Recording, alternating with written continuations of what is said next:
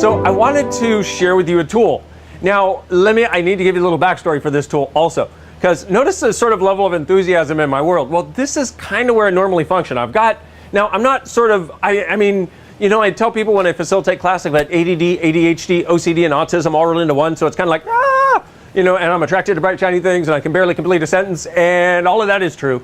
And I have this level of enthusiasm for life and living that for some people can be really daunting when they first see it. They're like, oh, he's trying to sell you something. Oh, nobody can be that happy.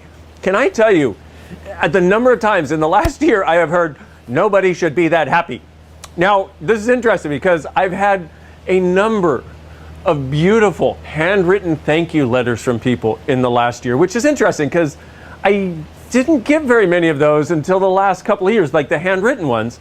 But I've had so many people take the time to sit down and write thank you. And what I would say half of those people have said is, when I first saw you by watching your YouTube videos. You know, a friend sent me your videos, or I came across your videos, and I thought to myself, nobody can actually be that happy.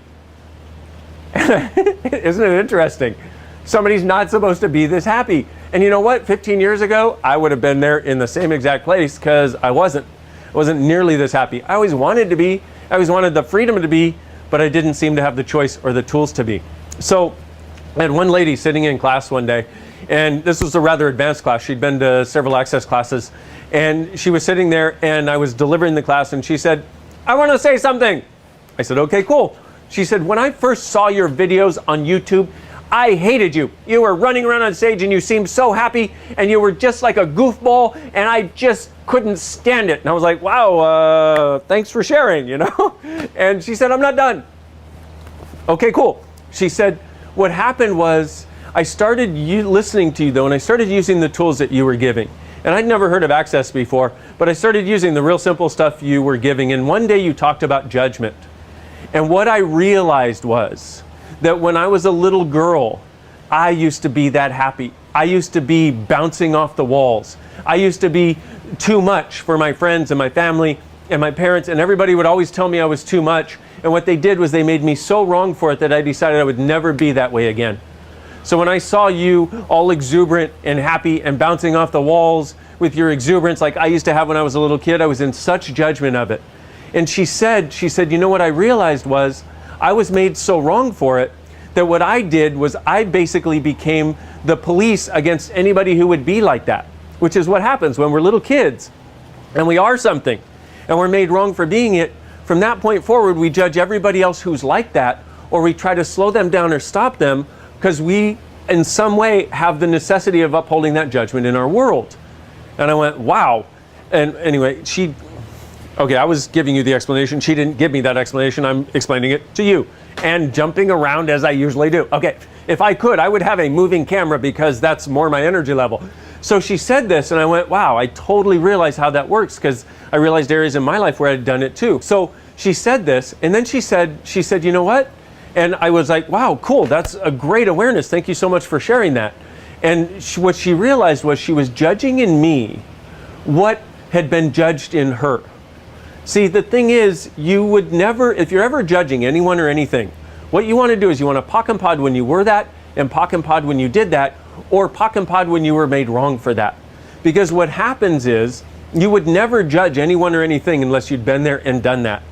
And either come away with a wrongness about it, or are not willing to be it now, which is why it irks you. So when you see somebody having lots of money, for example, and you'd like to have lots of money, you go pock and pod when I was that, pock and pod when I did that, and pock and pod everything that didn't turn out well, and everywhere I was made wrong. Right and wrong, good and bad, pod and pock, all nine, shorts, boys, and beyonds. And all of a sudden what you'll do is you'll come out of the places where you're judging other people, because in order to judge them, you always have to be judging you. So this lady, you know, shared this story with me, and I went, wow, thank you so much. She went, I'm not done. I said, okay.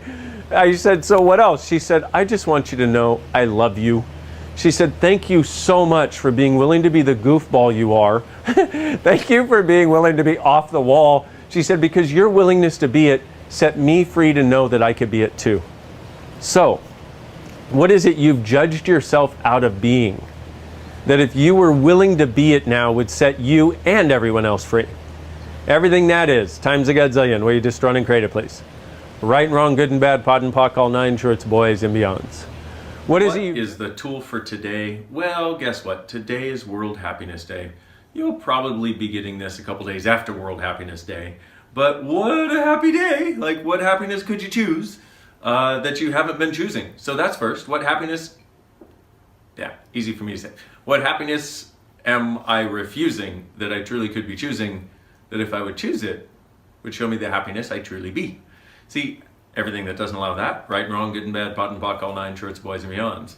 See, the thing is, one of the things we don't realize is happiness is just a choice. From my point of view, happiness is when you're being you, and being you with no judgment, and also being you with no wrongness.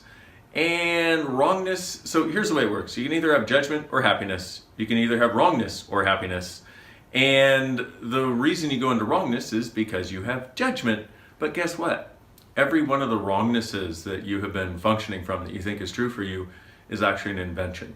I mean, truly, is there anything wrong for an infinite being? Is there anything wrong that an infinite being does or is?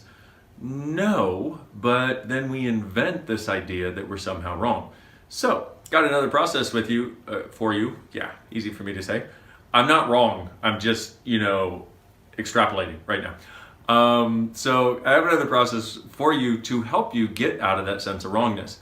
It's a really simple one. What invention am I using to create the wrongness of me I am choosing? Everything that is times a gazillion, we destroy it and create it, please. Right, wrong, good and bad, pot and pock, all nine shorts, boys and beyonds. The other day, I was having just an amazing friggin' time. So friggin' happy. Just so enjoying my life. And then a good friend of mine was like, oh my God, I'm so happy. And all of a sudden, and we're really good friends, really close. All of a sudden, I felt like my happy was gone. And I was like, wait a minute. You ever feel like somebody steals your happy? Don't you hate that? You finally get happy and then somebody takes it from you? Yeah, well, it's not exactly what happened, but I thought it did. And I was like, this is weird. So I was looking at it. I'm like, what really happened? And whenever I get, weird about something, I go, so what really happened? And what energy, space, and consciousness can I be to have total clarity and ease with all of this?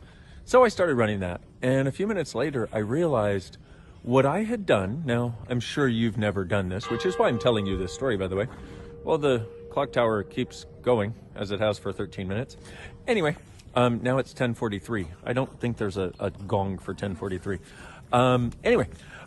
So what I realized happened was I tapped into her world as to what the happiness was and tried to make that happy. Like when she said, I'm happy, and I was so happy, I was like, oh, this is what happiness is. So I tapped into her world for what happiness was.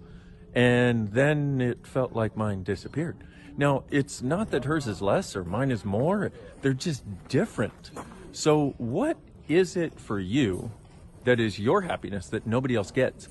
And whenever you tell anybody you're happy and they tell you that they're happy, you kind of get really confused because it feels like yours goes away because their happy is not yours. None of us are alike. So whatever yours is going to be different for you. Whatever theirs is going to be different for them. And if you make the mistake of going, I'm happy, therefore they're the same thing, they're not. So everywhere you misidentified and misapplied that your happy was somebody else's, or that their happy was yours, or that their happy was the same thing as yours, so your happy got less because you were trying to be their version of happy instead of yours. Will you destroy and create it, please? Right and wrong, good and bad, pot and pock, all nine shorts, boys and beyonds. How different are you willing to be? How different are you willing to be? Are you willing to be so different that you allow yourself to find your laughter? That you start seeing the humor in all kinds of situations where nobody else may. Now, you don't have to tell anybody, because how does this world work? Well, if you find something funny and they're being dramatic about it, you can't tell them, otherwise you're the bad person. You don't have to tell them, just for you, just for fun. But start letting your different point of view out. The different point of view that invites more laughter, more lightness into your world. And the other thing is, what can you choose? Let's say for the next 3 days. Just choose one thing a day that makes you laugh. Now, that may be some TV show you love or some video you know on YouTube or somewhere else. One thing a day that makes you laugh, and see if it doesn't make you happier. I suggest starting your day with that and ending your day with that, but do whatever works for you, my beautiful friends, but please, again, invite the gift of laughter into your life. From lovely Prague, the Czech Republic, where no one but me has laughed in the last 1,000 years. Oh, me and the people that were in the SB class, we laughed a lot. These people were amazing. So anyway, from lovely Prague, where we have laughed, the only people to have laughed in the last 1,000 years. I'm hopefully kidding. This has been me, and what of you truly being you, with the joy, the difference, and the laughter you are the gift, the change, and the possibility this world requires. I look forward to seeing you next time and giving you a big hug in person. Bye-bye!